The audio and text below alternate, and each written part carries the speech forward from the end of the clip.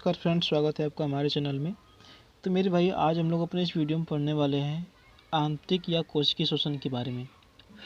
मैं आपको बता दूं कि जो श्वसन की प्रक्रिया होती है, श्वसन की प्रक्रिया ये मुख्यतः दो प्रकार की होती है मनुष्य में। एक होता है बाह्य श्वसन और एक होता है आंतरिक श्वसन।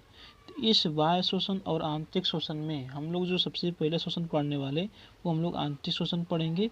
फिर उसके बाद मैं आपको बाह्य श्वसन पर भी वीडियो दे दूँगा। तो मेरे भाई, एक बातें समझना कि बाह्य श्वसन और आंतरिक श्वसन, इसमें थोड़ा सा अगर फर्क देखें तो ये जो बाह्य श्वसन की प्रक्रिया होती है कोशिका के बाहर होती है। कहाँ होती है? कोशिका के बाहर होती है। लेकिन अगर हम लोग आंतरिक श्वसन की बात करें तो ये कोशिका के अंदर होती है। तो इसी कोशिका के अंदर वाली जो श्वसन की प्रक्रिया होती है इसी को हम लोग आंतरिक श्वसन कह लेते हैं। लेकिन अगर इसकी परिभाषा देखी जाए तो इसमें क्या कह रहा है कि देखिए, आंतरिक या कोशिकीय श्वसन में, जिसको हम लोग सेलुलर श्वसन भी कह लेते हैं, तो कह रहा है कि कोशिका के भीतर ग्लूकोज के ऑक्सीकरण से ऊर्जा मुक्त होना तथा CO2 का बनना आंतरिक श्वसन कहलाता है। तो अब ऑक्सीकरण की प्रक्रिया होगी, उसके बाद ऊर्जा बनेगी तथा CO2 मुक्त होगी। तो इसी पूरी प्रक्रिया को हम लोग क्या कहेंगे? आंतरिक या कोशिकीय श्वसन। एक शब्द में मैं कहूँ केवल, तो कोशिका के अंदर होने वाले श्वसन की प्रक्रिया को हम लोग कोशिकीय श्वसन कहते हैं। और इस प्रक्रिया में जो ग्लूकोज होता है इसका ऑक्सीकरण होता है, और ऑक्सीकरण की प्रक्रिया के फलस्वरूप क्या मुक्त होती है? ऊर्जा, और CO2 के बनने की प्रक्रिया होती है। अच्छा, लेकिन ये जो कोशिकीय श्वसन होता है, इस कोशिकीय श्वसन के मुख्यतः 3 घटक होते हैं। तो मेरे भाई, ये जो हम लोगों का कोशिकीय श्वसन या जो आंतरिक श्वसन होता है इसके मुख्यतः कितने घटक होते हैं? 3 घटक होते हैं। इन 3 घटकों में जो नंबर 1 है वह होता है फ्रेंड्स ग्लाइकोलाइसिस। ग्लाइकोलाइसिस होता है, इसी को हम लोग EMP पथ भी कहते हैं। और जो सेकेंड होता है वह होता है हम लोगों का क्रेब्स चक्र। क्या होता है? क्रेब्स चक्र होता है। और जो तीसरा होता है इसका घटक वह होता है इलेक्ट्रॉन परिवहन चक्र। क्या होता है? इलेक्ट्रॉन परिवहन चक्र होता है। तो ग्लाइकोलाइसिस, क्रेब्स चक्र और इलेक्ट्रॉन परिवहन चक्र इसके प्रमुख घटक होते हैं। लेकिन इनमें मैं आपको कुछ इसमें से बातें बताऊंगा, ध्यान से सुनिएगा कि ग्लाइकोलाइसिस EMP पथ जिसको कहते हैं, क्रेब्स चक्र हो गया, इलेक्ट्रॉन परिवहन चक्र हो गया, तंत्र होता है। अच्छा, तो ग्लाइकोलाइसिस EMP पथ, इसको हम लोग EMP पथ इसलिए कहते हैं क्योंकि इस प्रक्रिया को एक वैज्ञानिक थे एम्बडेन। कौन थे? एम्बडेन। जो दूसरे थे वो थे मेयर हाफ। कौन थे? Mayor half. और जो थर्ड है वो है पारनास या परनास।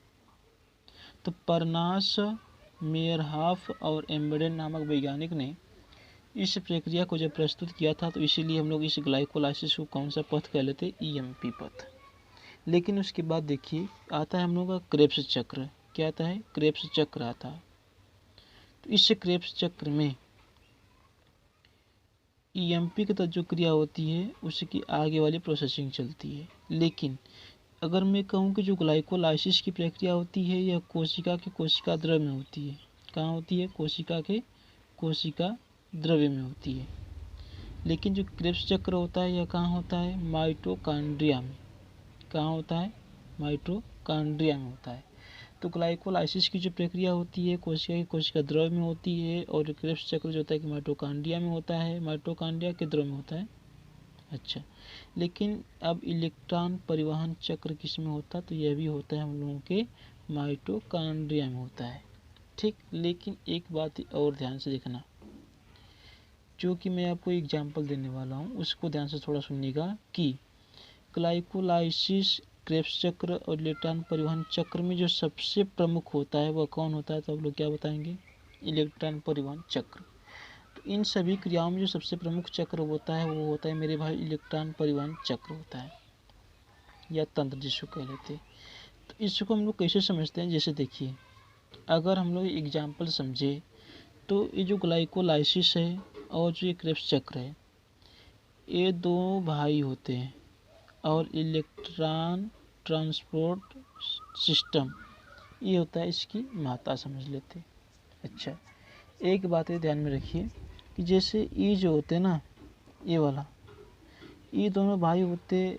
अब जब ये पैसे कमाते हैं, जैसे अब माँ को काम करने के लिए कुछ पैसे चाहिए, अब माँ को काम करने के लिए कुछ पैसे चाहिए, तो अब ये जो दोनों बेटे होते हैं ना, काम करते हैं, और काम करने के बाद जो पैसा कमाते हैं, वो पैसा किसको बेचते हैं?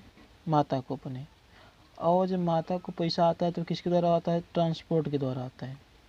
तो इसीलिए माँ उस पैसे का प्रयोग तभी करेगी जब ट्रांसपोर्ट के माध्यम से पैसा आएगा। तो इनकी प्रक्रिया के तहत जो भी होता है परिवर्तन, उस सब की प्रक्रिया के तहत ऊर्जा तभी बनती है, या ऊर्जा का उपयोग तभी होता है जब ये क्रिया होती है तब। इसलिए इस आंतरिक शोषण की प्रक्रिया में जब ऊर्जा का निर्माण होता है, तो इस आंतरिक शोषण की प्रक्रिया में ऊर्जा का निर्माण होने के बाद इलेक्ट्रॉन परिवहन चक्र होना बहुत ही जरूरी होता है। तो इस प्रकार से कोशिकीय शोषण के मुख्यतः कितने घटक हो जाते हैं? 3 घटक, ग्लाइकोलाइसिस, क्रेब्स चक्र, इलेक्ट्रॉन परिवहन चक्र। तो इस ग्लाइकोलाइसिस को हम लोग ईएमपी पथ कह लेते हैं, सेकेंड को हम लोग क्रेब्स चक्र कह लेते हैं, और इलेक्ट्रॉन परिवहन चक्र जो थर्ड है। इतने होते हैं हम लोगों के कोशिकीय शोषण के घटक। इसमें जो सबसे पहला घटक होता है ग्लाइकोलाइसिस, सेकेंड क्रेब्स चक्र, और तीसरा जो होता है इलेक्ट्रॉन परिवहन चक्र होता है। अच्छा, इस ग्लाइकोलाइसिस को हम लोग ईएमपी पथ भी कह लेते हैं। इतनी बातें ठीक है।